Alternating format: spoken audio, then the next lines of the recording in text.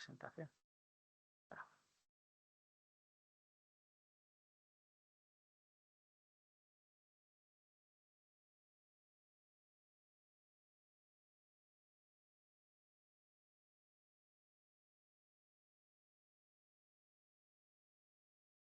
Vale, creo que funciona, ¿verdad? Si no me dais un aviso por ahí si cualquier cosa no funciona bien. Bueno, yo soy miembro del grupo Sucede, como bien me ha dicho mi compañero Antonio.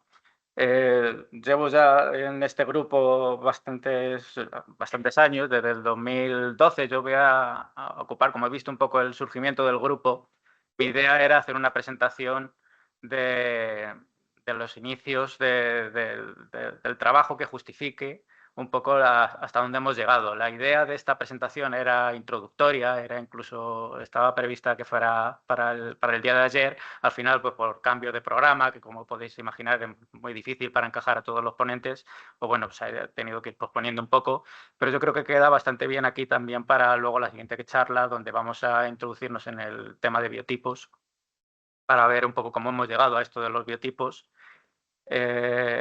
A pesar de que, bueno, voy a tocar algún tema que ya se habló ayer. Me voy a centrar sobre todo, a ver si me funciona esto. Voy a hacer una retrospectiva del grupo rápida. Yo estuve estos días atrás echando un vistazo a todo lo que hemos hecho durante estos años y he dividido un poco la trayectoria del grupo, también un poco porque aquí todos nos conocen, los que estamos aquí presentes en Valladolid, porque somos un poco de la casa, pero a lo mejor hay gente online que no conoce demasiado bien al grupo y un poco pues hacer ese trasfondo de lo que hemos estudiado hasta ahora. Bueno, pues he dividido un poco en etapas de cuáles han sido nuestros principales intereses en el grupo desde el año 2012, que es cuando estaba yo haciendo el doctorado aquí. Y lo he dividido en varias partes, aunque no hemos abandonado ninguna de ellas, pero sí menciono, pues, digamos, los principales intereses en esas épocas. Entre el año 12 y 14, pues estudiamos sobre todo actividad cortical alterada en pacientes con esquizofrenia. Estudiamos algunas medidas como el ruido cortical, utilizamos el paradigma Oddball auditivo para la evocación de la P300, que me voy a centrar en esta charla para dar algunos resultados retrospectivos. Y sobre todo ya apuntábamos en esa dirección de la heterogeneidad clínica. Nos interesaba intentar saber un poco qué había por debajo de esa gran heterogeneidad clínica que los clínicos pues, reconocen. Entre el año 15 y 18, bueno, aunque yo me ausenté de una temporada para hacer algunas postdoctorales, se estudió sobre todo medidas de entropía, teoría de gráficos, de conectividad, que ya el compañero Alejandro Bachiller, que también por esa época estaba haciendo la tesis, ya nos contó, nos adelantó algunas cosas ya las contó de las que iba a contar hoy, pero bueno, lo revisamos un poquito. Entre el 19 y el 21 ya estudiamos un poco más en profundidad la visión tras diagnóstico de la psicosis, intentando buscar esos biotipos de los que se va a hablar en la siguiente charla, considerando a pacientes de esquizofrenia y bipolares y intentar subtipificarlos de alguna forma alternativa. Y luego ya en los últimos años, pues es donde han surgido las líneas actuales bueno, de estimulación magnética transcraneal, simultánea al registro electroencefalográfico que vimos ayer. Ya los compañeros de ayer nos estuvieron contando muchas cosas. Y también la línea de descarga consecuente o corolaria y las autoexperiencias del self, que bueno, de las que hablarán en la sesión de esta tarde. La financiación de todo esto pues, viene del proyecto de la Marató, pero bueno, también del Instituto de Salud Carlos III, de la Gerencia de Salud de la Junta de Castilla y León, etcétera. Pues a lo largo de estos años hemos ido consiguiendo distinta financiación. Yo voy a centrar no voy a presentar resultados novedosos, pero sí voy a hacer un poco esa retrospectiva, preparando un poco para la siguiente charla y también haciendo un poco más comprensible a cómo llegamos a todo el proyecto que estuvimos desgranando ayer. Esto le pasé a todos los artículos a nuestro gran amiga la inteligencia artificial para que me los organizara un poco por subgrupos, y entonces también para que tengáis una visión un poco general de lo que hemos estudiado hasta ahora, bueno, pues estas serían las categorías que me ha hecho, que me ha parecido más o menos correctas. Pues, como veis, hay una gran variabilidad de temas, pero todos más o menos interrelacionados. Ya tenemos una buena cantidad de artículos de redes funcionales, de entropía espectral, de modulación de electroencefalografía, etcétera. Bueno, simplemente para echar un vistazo, y esta es un poco la evolución del grupo en cuanto a rendimiento en la literatura de investigación. Fijaos que hasta casi la mitad, o más, sí, prácticamente la mitad de los trabajos que hemos publicado se han hecho con el paradigma Oddball. Por eso un poco lo que es el paradigma que comenzamos a estudiar cuando el grupo dio sus primeros pasos, estableciéndose como tal, como grupo sucede. Bueno, el paradigma Oddball creo que ya lo comentó ayer Luis, nuestro compañero Luis, que hablando un poco de la metodología que seguimos, es un paradigma Oddball auditivo, no me voy a meter mucho en lo técnico, donde tenemos 3 sonidos, un target, un distractor y un sonido estándar con mayor frecuencia, el target y el distractor mucho menos frecuente. Y bueno, pues el sujeto simplemente tiene que hacer clic al botón del ratón cada vez que detecte el target, de forma que se termina evocando cuando promediamos todas las épocas estimulares, pues se termina evocando ese potencial P300. Aquí tenemos alguna foto también para que veáis nuestro laboratorio. Hemos hecho algunas mejoras, está la ventana un poco estropeada, pero ya la arreglamos. Y hemos ido sumando muchos nuevos cacharritos de los que estamos bastante orgullosos. Bueno, también quería mostrar un poco la cantidad de muestra que hemos ido recopilando durante estos años. Obviamente no toda se puede utilizar en conjunto, pero sí hemos ido ampliando la densidad electroencefalográfica del gorro. Hemos ido haciendo algunas mejoras, pero ya tenemos registros simplemente del AP300, pues hasta de 230 controles, echando un poco a ojo la base de datos de la que disponemos, hasta más de 300 pacientes. Tenemos pacientes con esquizofrenia, trastorno bipolar, crónicos, primeros episodios. Bueno, un poco estas son las cantidades que manejamos.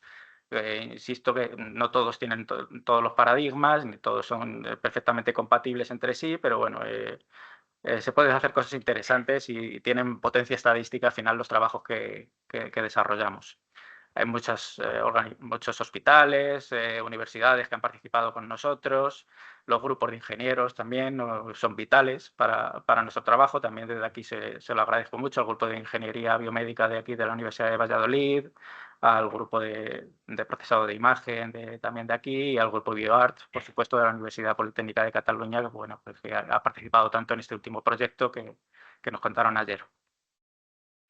Bueno, ya paso un poco a contar el tema alrededor de la P300, de este trabajo, para poner un poco en contexto hasta dónde qué hemos hecho durante estos años para llegar a lo que estamos haciendo hoy. Bueno, esto es un índice. En cuanto a la esquizofrenia, bueno, pues simplemente también poner un poco en contexto la heterogeneidad de la esquizofrenia, las características que tiene la esquizofrenia que nos interesan tanto y que son la base de nuestro trabajo. Es un síndrome muy heterogéneo, no solamente desde la perspectiva clínica, que los clínicos conocen también, los psiquiatras que tratan pacientes todos los días, sino también en sus sustratos biológicos. Pues bueno, pues muchos estudios muestran pues una gran variabilidad. Pues esto además dificulta mucho la investigación. Es parte de nuestra perspectiva de la enfermedad es obviamente abordar esa alta variabilidad biológica. Probablemente existen muchos subtipos biológicamente distintos. Esa gran variabilidad biológica, obviamente, junto a todas las variables socioculturales que rodean a los pacientes, pues pueden crear una grandísima variabilidad clínica también. Esto dificulta mucho el entender a los pacientes de forma homogénea. Algunas de las hipótesis más destacadas, también relacionadas con la actividad cerebral, estaría la hipótesis de desconexión, que nos dice que hay un deterioro en la integración funcional de los pacientes a nivel cortical.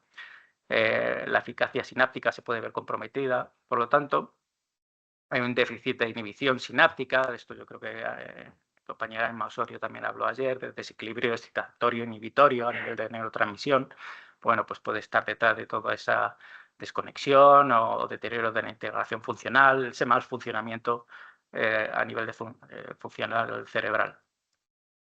En concreto, también las interneuronas GABAérgicas, concretamente las positivas para la paraalbúmina, pueden estar detrás. Hay cierta evidencia de que estas interneuronas que se dedican al control inhibitorio, sobre todo de la actividad rápida de las asambleas neuronales, que son esenciales para el rendimiento cognitivo, el resolver tareas a las que nos enfrentamos en cada momento, bueno, que se ven reflejadas en la banda gamma. Luego hablaré de las bandas un poquito más en detalle, pero la banda gamma es la banda más rápida de la actividad cerebral, y que es ese disparo rápido de las neuronas cuando de verdad tenemos que resolver una tarea, pues como simplemente hablar en una charla, como estoy haciendo yo ahora mismo, pues mi actividad gamma estaría a todo ritmo.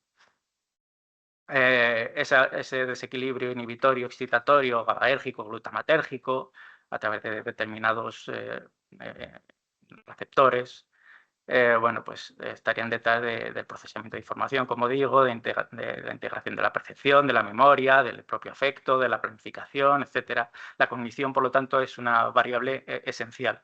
Nosotros lo entendemos como que es el siguiente eslabón de la cadena y que, por lo tanto, atendemos de forma muy estrecha. Esto es muy importante luego para esa selección de biotipos, como veremos más adelante. Además, bueno, pues hay evidencias de que las anomalías en la conectividad pues son, pues, bueno, a muchos niveles, a nivel global, pero también la actividad prefrontal, frontal con el resto del encéfalo, etcétera, pues tiene mucho que decir y puede estar detrás de esas alteraciones cognitivas, funcionales, etcétera. ¿Cuáles serían esos correlatos neurobiológicos, clínicos y del funcionamiento? Pues bueno, pues eso es un poco la tarea a la que nos adentramos abordando estas partes biológicas a través de nuestras herramientas. Nuestro enfoque es, bueno, pues podemos abordar la esquizofrenia o la psicosis en general desde muchos niveles, desde el más profundo de la genética hasta el más externo, digamos, del funcionamiento. Aquí tenemos un poco ordenados. Sabemos que hay una alta heredabilidad, hay una poligénica compleja en la enfermedad, hay polimorfismos muy distintos y variantes y que no terminan de estar claros cuáles contribuyen más o menos. Los estudios genéticos de la esquizofrenia pues dejan mucho que desear en ciertas ocasiones. Hay un nivel neurobiológico a nivel de esa neurotransmisión que explicaba antes, las redes, esas carreteras, las redes anatómicas, como explicaba muy bien Alejandro ayer, esas carreteras y cómo las usamos, la red neuroanatómica y neurofisiológica funcional estarían también ahí. La cognición, que acabo de mencionar, también sabemos que está deteriorada en los pacientes en muchos niveles de cognitivos, memoria de trabajo, velocidad de procesamiento, fluidez verbal, etcétera. Y luego la expresión fenomenológica, la experiencia del sí mismo, del yo, las autoexperiencias de los pacientes, de las que vamos a hablar mucho esta tarde. La clínica, síntomas, la sintomatología clásica de la enfermedad y el funcionamiento final de los pacientes. Bueno, yo intento reflejar con esta figura, bueno, pues que hay la gran complejidad de variables que pueden intervenir, tanto a nivel más profundo genético como a nivel más externo del funcionamiento, y son esos endofenotipos intermedios, digamos, que es donde podemos intentar agarrar, aprender un poco a la enfermedad, intentando buscar unas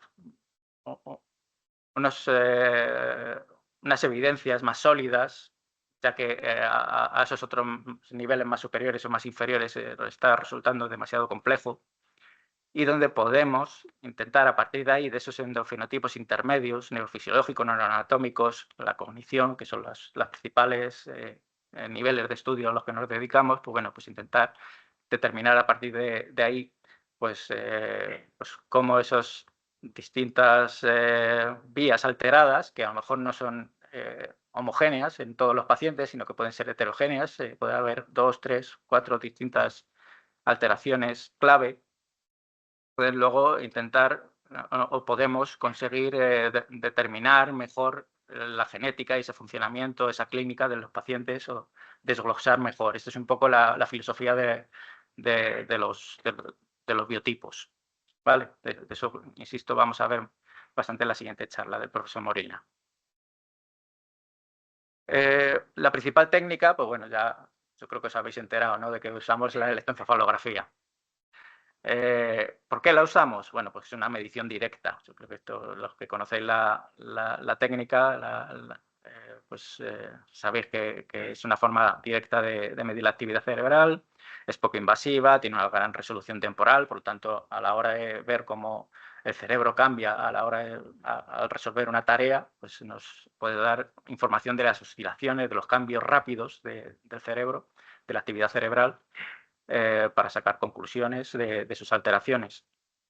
Nos permite evaluar pues eso, la rápida adaptación o modulación. Modulación ya hemos hablado mucho estos días, pero ahora hablaré un poquito más también de ello. Permite identificar déficits de esa sincronización, modulación. Se complementa muy bien también con otras técnicas con menor resolución temporal, como la resonancia magnética, funcional o estructural. Nos permite obtener una gran variabilidad de métricas, ya habéis visto muchas, en las charlas vimos muchas relacionadas con la TMS, con la estimulación magnética, y ahora veremos algunas más, sobre todo pues, bueno, relacionadas con la entropía, con las derivadas de la teoría de grafos, etc. Esa actividad cerebral, como ya he dicho, es un fenotipo intermedio, interesante para poder luego abarcar de forma no sé, con más fiabilidad la genética y ese funcionamiento, como decía antes también. Se relaciona estrechamente con la cognición, porque al final la actividad cerebral es la que genera ese rendimiento cognitivo, ese procesamiento de la información que está detrás de cómo resolvemos las tareas a las que nos enfrentamos en cada minuto en el mundo. Y eso, sobre todo también a la hora de pensar un poco si algún día se puede aplicar a la realidad clínica, bueno, pues es una técnica barata y de fácil implementación. Si conseguimos resultados fácilmente manejables, quizá podemos hacer algún tipo de instrumento que se pueda aplicar a la clínica, quién sabe, nosotros o otras personas que sigan nuestro trabajo. En cuanto a la evaluación clínica cognitiva, pues esto ya lo repasó muy bien Luis ayer. Utilizamos pues, la evaluación clínica, la PAN, síntomas negativos y positivos, una evaluación extensiva de la cognición y bueno, pues también nos interesa sobre todo la relación con otras variables sociodemográficas y la fácil implementación clínica también que tiene la cognición. Simplemente poner a un paciente a resolver una serie de tareas, pues también es algo muy, muy asequible para poder, por ejemplo, hacer una serie de subgrupos de pacientes en función de ese rendimiento. Bueno, dicho esto, pasamos un poco a los estudios relacionados con la P300, como digo, un poco esa retrospectiva de estos años atrás. Estas son un poco las principales medidas que voy a resumir un poco para que veamos, como decía al principio también, de cómo llegamos al punto de los proyectos actuales. La primera medida con la que hice yo mi tesis doctoral en su momento fue la potencia ruido, o noise power, que no es otra cosa que la actividad de fondo espontánea, pero no sincronizada con los estímulos presentados. Es una medida que está basada en el signal-to-noise ratio y que, bueno, lo que nos dice es qué cosas están pasando en el cerebro, qué actividad está ocurriendo al cerebro, pero que no está relacionado directamente con la resolución de la tarea. Por lo tanto, es una actividad que puede ser ineficiente y que puede estar incluso estorbando a esa otra actividad que sí debería estar funcionando de forma eficiente para resolver una tarea, como por ejemplo esta de la P300 de hacer clic cada vez que aparece un sonido en los auriculares o en los altavoces. Bueno, de esto publicamos numerosa bibliografía, tenéis todos estos artículos en nuestra página web, que yo también os invito a los que no la conozcáis a visitarla. Tenemos una actualización de todos los artículos donde podéis profundizar un poco en cada uno de ellos. Simplemente como resumen de los resultados principales, algunos de ellos ya se presentaron ayer. Bueno, esto de Noise Power no. Aquí tenemos de un artículo de nuestro compañero Benjamín Cea Cañas, también hizo la tesis con nosotros. Vemos en esta figura la actividad de la potencia ruido, del noise power, y cuáles son las diferencias entre pacientes y controles, entre pacientes con esquizofrenia, pacientes bipolares y sus diferencias con el grupo de controles sanos. Vemos abajo, la fila de abajo es el mapa de significaciones, pues vemos que hay una serie de áreas, tanto centrales, en la línea media, donde difiere, donde los pacientes con esquizofrenia pues muestran una mayor activación, concretamente la banda gamma. Encontramos, estudiamos o revisamos varias bandas. La banda gamma fue la más relacionada. La banda gamma, recuerdo que es aquella banda que está más relacionada con la actividad intensa, rápida de las asambleas neuronales que son requeridas para resolver tareas cognitivas en un momento determinado, como es la resolución de la tarea del paradigma P300. Los pacientes con esquizofrenia pues, tienen más actividad de tipo no efectivo durante esta tarea, esta actividad ruido. Regiones frontales, centrales, parietales de la línea media. Es independiente del estado. Encontramos en nuestros trabajos que pacientes están, no solamente los pacientes crónicos, sino también otros pacientes primeros episodios y algunos mínimamente tratados también, subgrupo que nosotros creamos en su momento, bueno, pues presentaban la alteración. Es independiente del tratamiento. Bueno, nosotros intentamos hacer algunos controles sobre los tratamientos, que es una de las limitaciones principales de nuestros trabajos, que nuestros pacientes están siempre medicados o suelen estar medicados. Bueno, pues hicimos un pequeño truco con un pequeño experimento con un grupo de controles sanos que tomaron un antipsicótico como el haloperidol y estudiamos el antes y el después para ver si de verdad tenía algún efecto sobre esta medida. Y resultó negativo. O sea, bueno, pues vamos descartando cositas, aunque con sus limitaciones, pero nos va dando seguridad que los datos que tenemos son fiables, que es algo tan importante a la hora de hacer ciencia. Es transdiagnóstico también en los pacientes bipolares. Aquí podemos ver que también hay algunas diferencias con controles sanos o una elevación frontal, aunque suelen ser resultados un poquito más difusos o menos contundentes, menos significativos. A veces aparecen en otros trabajos como tendencia. Pero bueno, parece que hay cierta significación transdiagnóstico detrás de ello. A la hora de estudiar relaciones con otras variables, como encontramos una correlación directa con los síntomas negativos, pacientes que tienen más actividad ruidosa en la banda gamma tienen mayor sintomatología negativa, también en este caso inversa, un peor rendimiento cognitivo en medidas como la de memoria verbal y de memoria de trabajo, de funciones ejecutivas. Aquí vemos algunas figuras de un trabajo de Vanessa Suazo. Bueno, pues se ve claramente como las relaciones entre memoria verbal y ruido gamma y síntomas negativos y ruido gamma. Y esto me parece bastante interesante. Yo esto hasta lo había olvidado un poco, que teníamos este trabajo y encaja muy bien. Y quizás se gestó un poco aquí también la idea de los subtipos cognitivos, que veremos luego, porque... perdón, he pasado. Porque al dividir los pacientes según rendimiento cognitivo, vimos que esa actividad ruido también se ve mucho más incrementada en aquellos pacientes con alteraciones cognitivas más intensas. Y dividimos los pacientes, me parece que fueron 2 desviaciones típicas de diferencia entre unos y otros, entre los que más tienen y menos tienen el deterioro cognitivo. En la fila de arriba es en Working Memory y la fila de abajo Processing Speed, en velocidad de procesamiento y memoria de trabajo. Y vemos, pues, por ejemplo, la primera de la figura A, pues en el electrodo F3, cada una de las columnas es F3, FZ y F4. En F3 pues, vemos que los pacientes con alteración, el working memory, con alteración en el working memory positivo, bueno, pues tienen una mayor actividad ruido, potencia ruido gamma.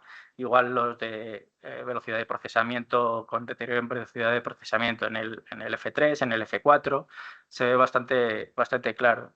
Esto nos está diciendo que la cognición tiene algo que decir aquí en este mal funcionamiento, en esta actividad defectuosa o en nuestras muestras. ¿Cuáles serían las conclusiones de esta variable? Un exceso de actividad excitatoria desorganizada, un estado de hiperactivación basal ineficiente, por tanto, durante la realización de la tarea P300. La clave es la banda gamma, esa banda rápida, clave para resolver tareas de forma local en nuestro cerebro. Y hay posiblemente un poco la interpretación cortical que a nivel biológico pues, puede ser un déficit de inhibición GABAérgica, la que está la disfunción GABAérgica, pues bueno, pues hay ciertas evidencias de que está alterada en pacientes con esquizofrenia y encaja muy bien nuestros datos con esa hipótesis que habría que confirmar en futuros estudios. Y hay una posibilidad de subgrupos y precisamente la cognición puede decir mucho sobre ello.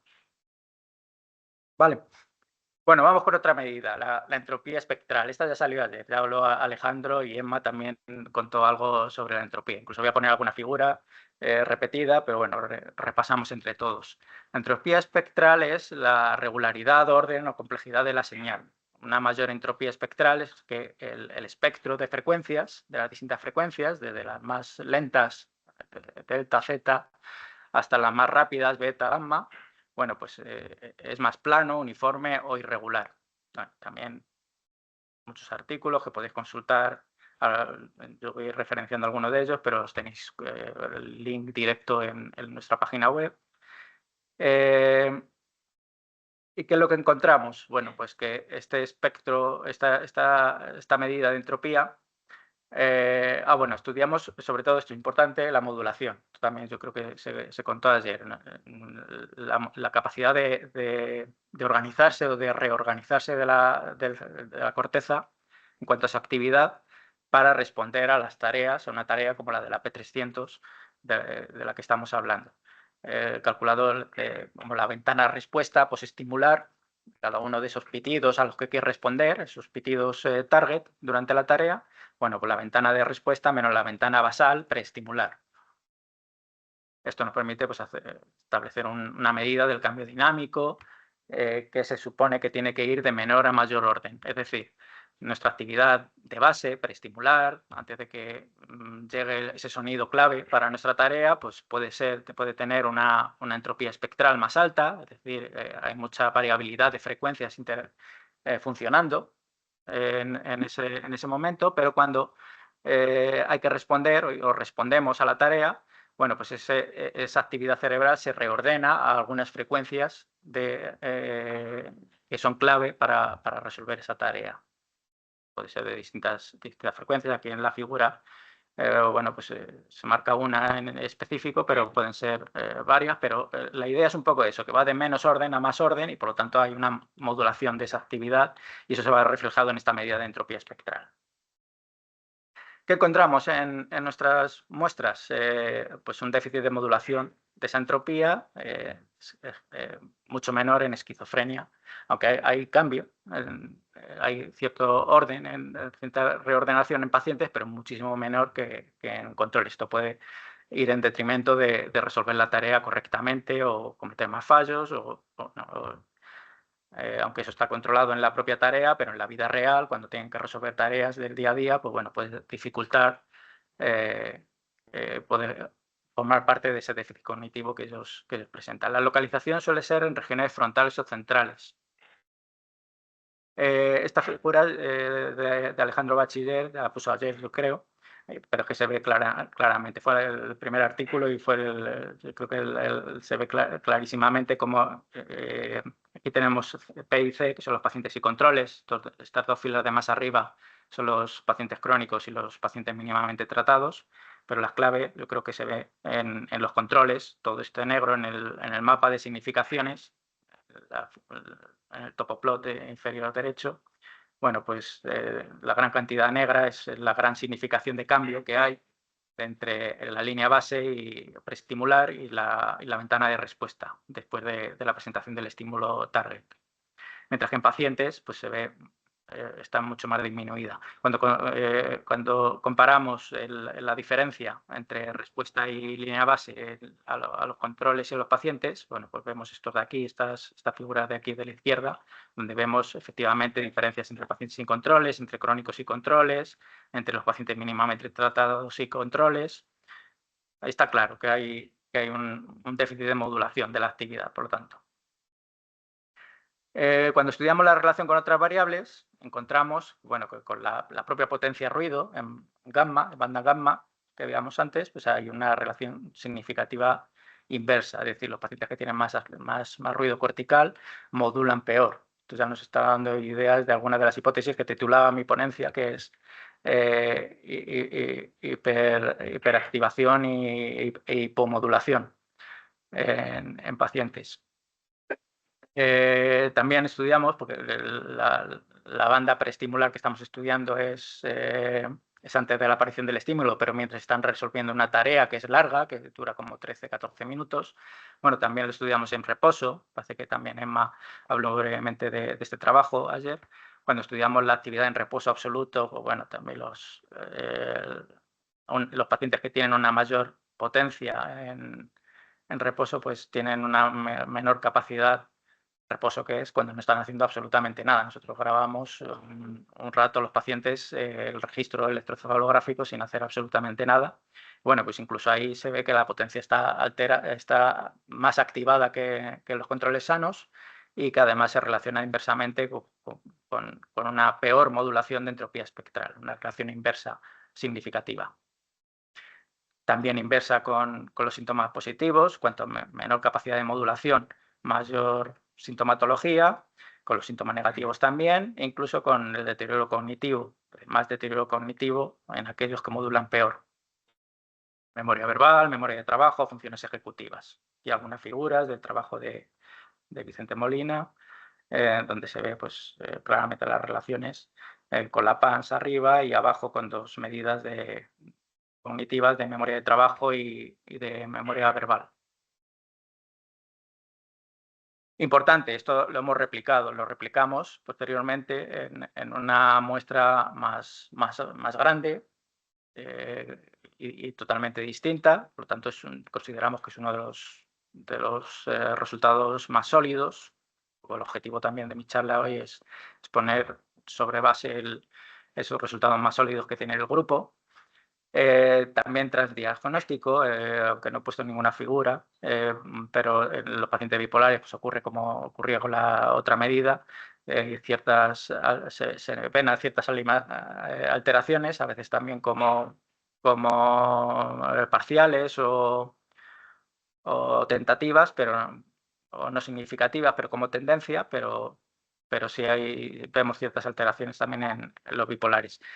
Parece independiente del estado, se replica, lo veíamos en mínimamente tratados, también en primeros episodios, también está esta alteración de la modulación. Independencia del tratamiento, pues bueno, lo cruzamos también con la dosis de antipsicótico, con la duración de la enfermedad y no hay relación. Incluso lo medimos en personas, en población general sana, a través de una escala de experiencias psicóticas subclínicas y vimos que también los que peor rendimiento cognitivo tenían y mayores experiencias psicóticas subclínicas también tenían peor capacidad de modulación en población sana. El trabajo de Oscar, que también estará por aquí. Y luego, pues sin pisar mucho la siguiente ponencia, no hay relación, en este caso no hay relación con los subtipos cognitivos que luego hablará un poco más el profesor Molina. En este caso, pues, subgrupos cognitivos o anatómicos que hemos estudiado en algún momento. En conclusión, sobre esta medida, pues bueno, hay un déficit de modulación de la entropía. Esto pues, lleva al paciente a una rigidez de respuesta, de reorganización cerebral. Es un posible marcador de rasgo y transdiagnóstico. Habrá que estudiarlo más en profundidad, pero yo consideramos bastante sólido según nuestros datos. Tiene un impacto funcional y clínico. Y nuestra principal hipótesis, cuando intentamos interpretar estos resultados, es nuestra hipótesis del techo basal, que básicamente es que una hiperactivación, una actividad demasiado incrementada, como veíamos en la actividad ruido, preestimular, basal, en la línea base, bueno, pues puede estar dificultando, puede estar saturando la capacidad reactiva de la corteza cerebral ante una tarea, para responder a una tarea y por lo tanto no modular adecuadamente en respuesta a esa tarea. ¿Se entiende, no? Pidiendo, pues eso, reorganizar la reorganización necesaria para el procesamiento eficiente. Bueno, algunas medidas más también, ya acabando. Vamos a ver alguna medida más y así os dejo convencido de que esa hiperactivación y hipomodulación están ahí. Bueno, muchos trabajos de teoría de grafos, esa siguiente época donde se hicieron bastantes trabajos de teoría de grafos. A mí me pilló de postdoctoral, no participé tanto, pero por ahí estoy en algunos. Bueno, una de las medidas también más sólidas que nos hemos encontrado es la connectivity strength o fuerza de conectividad. Es básicamente pues eso, dice la propia palabra, la media global en cuanto a sincronía o valor de conectividad de la red. Aquí estamos hablando ya en teoría de grafos de redes, que intentaba hacer con los aparatejos del PowerPoint algún ejemplo básico, pero bueno, una red con menor fuerza de conectividad, pues sería aquí el grosor de la línea sería el valor de la conectividad entre distintos nodos, mientras que una mayor conectividad pues sería el ejemplo de abajo. Esto tiene algunos precedentes de unos estudios de Alejandro y de Javier Gómez Pilar, que también hizo la tesis del grupo de Ingeniería Biomédica de aquí de la Universidad de Valladolid, que también hizo la tesis en el grupo. Bueno, algunas medidas de acoplamiento, sincronía, coherencia y densidad que apuntaban hacia la banda Z. En este caso ya cambiamos de banda. La banda Z es una banda que tiene que ver más con la distancia, no tanto con las asambleas inmediatas. Está muy relacionada con el vínculo entre el hipocampo y la actividad frontal, prefrontal, a la hora de resolver una tarea de memoria, por ejemplo, de memoria de trabajo. La banda Z está ahí haciendo su trabajo en ello, o entre zonas más distantes. Fijaos que la naturaleza es un poco distinta de la banda gamma de antes. Aquí estamos hablando de redes. Por lo tanto, la banda Z pues, puede estar indicando pues, actividad entre regiones más distantes entre sí, pero que contribuyen igualmente a resolver una tarea cognitiva. ¿Qué encontramos? Bueno, pues que a nivel basal, de la línea base o preestimular, encontramos que los pacientes con esquizofrenia tienen una mayor actividad, una fuerza de conectividad o connectivity strength, en la banda Z y también a nivel global. Global es toda la actividad desde delta Z hasta la más alta, hasta la frecuencia más alta gamma, de forma global, a una medida de potencia global, mientras que la medida Z es la que también nos dio significativa en concreto. Y en cuanto a modulación, que seguimos estudiando la modulación, el cambio, bueno, pues igual los pacientes mostraron un menor cambio que los controles.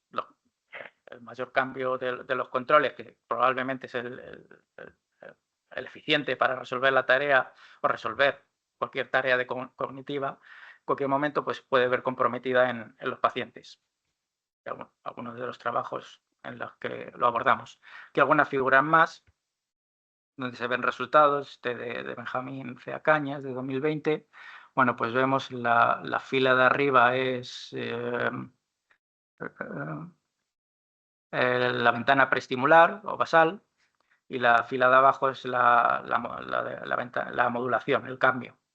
La primera columna es, no se ve muy bien, la primera columna es la banda global y la segunda columna es la Z, pero bueno, los resultados son muy parecidos. Nos podemos centrar en la Z, en la segunda columna, donde vemos que los pacientes, aunque se ve muy bien, mucho mejor en la global, pero bueno, los pacientes con esquizofrenia, que son estos primeros, esta primera barra, se ven más incrementada a nivel basal, insisto, que los bipolares y los controles. Aquí los bipolares no parecen que tienen unos valores muy similares a los controles, mientras que en la modulación vemos una modulación mucho más alta en los controles y, sin embargo, esquizofrénicos y bipolares lo tienen mucho más bajo y de forma muy significativa. Aquí se evidencia un poco ese patrón que estaba describiendo en esta figura. Y estas figuras también se ve muy bien. Este cambio Graph Density del trabajo de Javier Gómez Pilar, que también es una medida de fuerza de conectividad.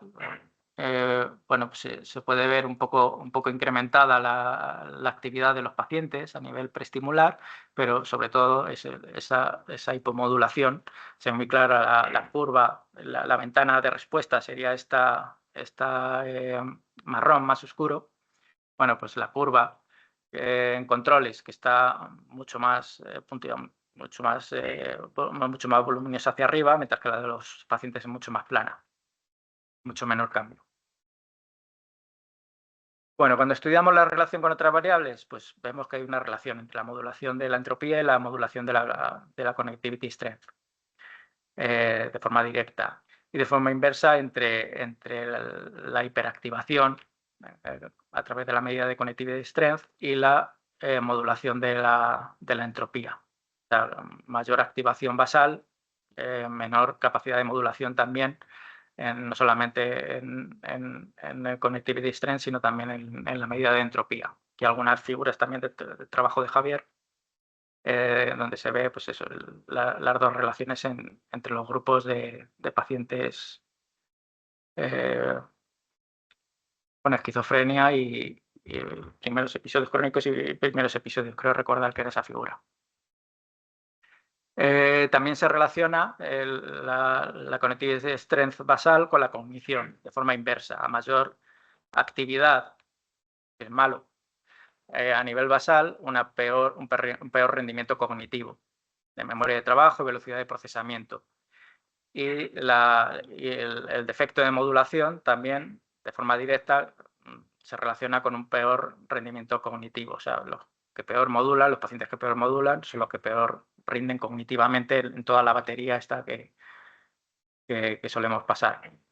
También, en este caso inversa, con los síntomas negativos, los que peor modulan a través de, enfocándonos en esta medida, mayor sintomatología negativa. Igual aquí vemos un par de figuras inversas con los síntomas negativos y con el factor de cognición global. Es un factor que hacemos de vez en cuando para no centrarnos en una medida. Creo que es el trabajo de Gómez Pilar, pero también quizás de Sea Cañas. Hacíamos un factor de cognición global para tener una medida única del rendimiento cognitivo de la persona. Entonces, vemos que en ese factor pues igual hay esa relación directa entre el déficit cognitivo y la falta de modulación. Es transdiagnóstico, aunque algunos estudios, algunas medidas no terminan de salirnos significativas en los bipolares, pero también hay ciertas tendencias que vemos en estos pacientes. Entonces, pues bueno, a falta de indagar un poco más o cambiar la perspectiva, como andamos defendiendo, a una perspectiva más transdiagnóstica en subtipos psicóticos, donde dejemos de lado la distinción clásica de esquizofrenia y bipolares, bueno, pues podamos estudiarlos desde otra perspectiva. Es independiente de la cronicidad. Obtenemos resultados significativos también en pacientes de primer episodio. Dependiente del tratamiento, hicimos algunos estudios también, pequeños experimentos con pacientes que, sobre todo, bipolares, que toman antipsicótico pero que no tienen el diagnóstico de esquizofrenia. Bueno, pues toman o no toman antipsicótico. Bueno, pues también encontramos que no hay diferencias entre ellos, por lo tanto el antipsicótico quizá no esté contribuyendo a la medida. Y luego, en cuanto a los biotipos cognitivos, de nuevo, sin meterme mucho en la charla siguiente, los resultados a continuación, bueno, pues si vemos que efectivamente dos subgrupos o dos biotipos que definimos de forma cognitiva, al final de mi presentación, en la discusión los menciono brevemente y luego Vicente seguramente hable de ellos. Bueno, pues sí vemos que hay una diferencia entre ambos en cuanto a estas medidas. Un connectivity strength basal y una modulación más elevada y una modulación de la fuerza de conectividad menor también en el grupo que tiene más afectación cognitiva, ¿no? Lo que llamamos el biotipo más deteriorado. Por lo tanto, ahí pueden estar ocurriendo cosas en cuanto pueda haber variables clave para definir mejor esos biotipos. Las conclusiones, una hipersincronía basal ineficiente, un estado de ruido, un déficit de modulación dinámica o fallo de reclutamiento, un mecanismo de saturación o efecto techo, como el que señalaba antes. Está asociado con esa reordenación de frecuencias de la que hablábamos antes también, de esa modulación de la entropía. La clave aquí parece que es la banda Z, también veíamos que tiene un significado un poco distinto que otras bandas. Tiene una implicación clínica y cognitiva, como hemos visto, relaciones, y un mecanismo fisiológico plausible, pues es ese desequilibrio excitatorio inhibitorio, donde bueno, pues esa actividad GABAérgica alterada, pues que andamos persiguiendo también a través de la estimulación magnética transcraneal con unos paradigmas concretos, bueno, pues puede tener cosas que decir. Pues por eso hemos llegado a todo el estudio de la TMS, como ahora recordaré. Y por último, ya un par de medidas, pero lo voy a ver muy rápido porque más o menos el patrón, los parámetros más sólidos son los que he mencionado. Estudiamos otras medidas, como me parece que ayer también se explicaron brevemente. Coeficiente de agrupamiento, que es una medida de segregación de las redes locales, como de bien conectadas, los nodos entre sí, entre los nodos vecinos. O la longitud de camino, que es una medida de integración, es como de bien están conectados nodos que están más distantes en esa red. O las medidas de pequeño mundo, small world, lo que busca es un equilibrio entre la segregación y la integración. Pues, bueno, pues también se puede medir. Por ejemplo, esta medida, esta primera figura de una red regular, pues sería una figura donde están muy conectados con sus vecinos, pero entre otros nodos más distantes hay una mala conexión porque tienen que pasar por muchos nodos intermedios, mientras que la tercera figura pues es una red que tiene de mundo pequeño, de small world, mucho más eficiente. Eso es lo que mide esa medida, porque está conectado con sus vecinos, pero también puedes llegar a través de vías alternativas, pequeñas vías alternativas, puedes llegar a otros nodos más lejanos. Bueno, ¿qué nos dicen estas medidas? Bueno, pues cosas muy parecidas, que a nivel basal hay cierta alteración, que la modulación también se ve alterada en esa medida de coeficiente de agrupamiento, cluster coefficient. Esa modulación del coeficiente de agrupamiento está relacionado con un peor rendimiento cognitivo. También, incluso algún estudio genético que hicimos, pues bueno, lo relaciona con algún polimorfismo vinculado a la esquizofrenia. Por lo tanto, es una vía que, bueno, que hemos tanteado en algún momento y que en el futuro, con el nuevo proyecto, vamos a seguir profundizando un poco para caracterizar los biotipos y otras alteraciones en esquizofrenia. Conclusiones, ya para ir acabando. Hipersegregación basal, el cerebro en reposo está demasiado fragmentado o hiperconectado localmente, menos eficiente por lo tanto, un déficit de integración, ineficiencia en transmisión de información entre áreas distantes y un déficit de modulación también en todas esas medidas para adoptar una reorganización de mayor eficiencia. Y luego esas variables genéticas. O sea, son todo evidencias de que estas cosas que ando contando pues, se van consolidando, por lo menos en nuestras muestras. Como conclusión, o sea, esto es un índice, vamos a algunas conclusiones muy rápidas. Hay una rigidez, estos son los hallazgos principales también para repasar, para que no se nos olviden. Rigidez dinámica y hipersincronía basal, consistente en esquizofrenia y algo más limitada en bipolares, pero quizá ahí los biotipos tengan mucho que decir para caracterizar mejor estas alteraciones. Hay un exceso de ruido neural, una actividad de fondo no relacionada con la tarea, donde la banda gamma puede tener cierta relevancia y con una localización frontoparietal medial. Hay un déficit de modulación de la entropía, incapacidad para reducir la irregularidad de la señal ante una tarea cognitiva, por lo tanto el cerebro es mucho más rígido y le cuesta reorganizar la actividad espectral para procesar la información.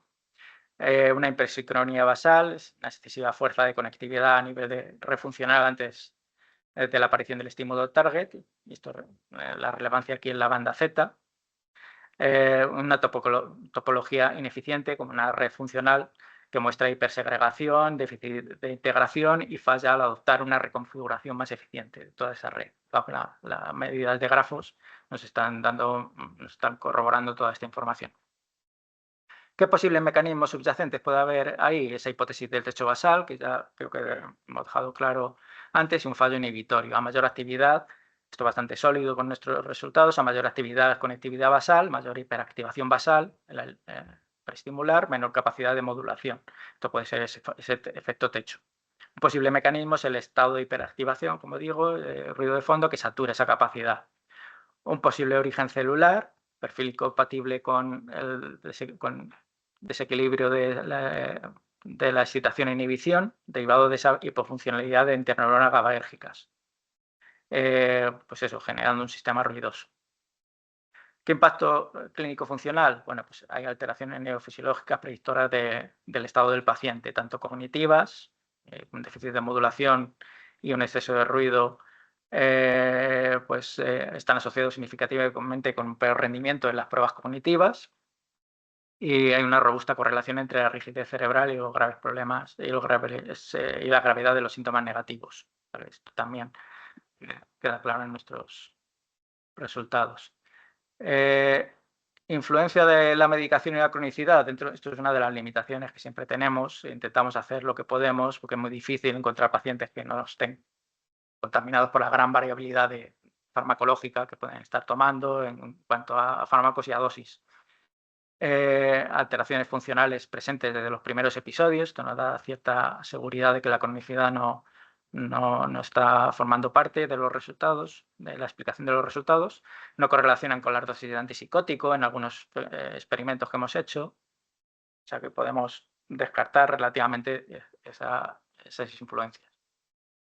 Y esto nos permite ir hacia la subtipificación, posibles biotipos, que irán a continuación. La heterogeneidad de estos resultados, vemos que algunos no son del todo consistentes o tienen algunas tendencias que no terminamos de ver en bipolares o de tal.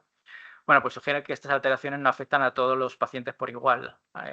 Hemos realizado algún análisis, hemos realizado trabajos de análisis clúster que sugieren la existencia de dos biotipos principales en base al déficit cognitivo, transdiagnóstico, metiendo en la misma categoría esquizofrenia y bipolar. Es decir, vamos a la búsqueda de biotipos transdiagnóstico. Hay un primer biotipo que es el deteriorado cognitivamente y un segundo biotipo preservado cognitivamente. Esto es, bueno, en la próxima charla Vicente hablará más de esa heterogeneidad y de los biotipos. Limitaciones, pues los estudios son principalmente transversales. Esto me parece que alguien lo preguntó ayer.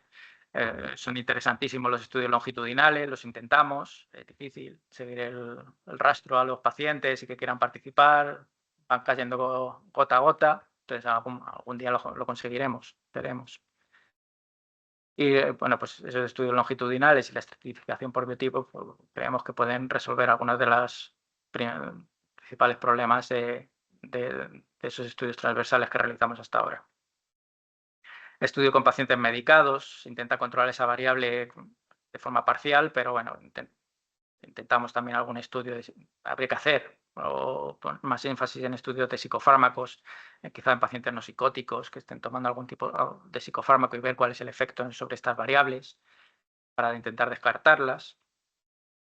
Y los estudios de sensor, superficie, característicos de la electroencefalografía, pero que están condicionados por la conducción de volumen, de la que hablaron también ayer, y que, bueno, pues una estrategia, aunque hemos aumentado significativamente la densidad de nuestro encefalograma, de nuestro gorro, a 64 electrodos, pero bueno, un análisis de fuente, donde ya hay algunos primeros resultados que presentó Ricardo ayer, bueno, pues puede también decirnos algunas cosas adicionales.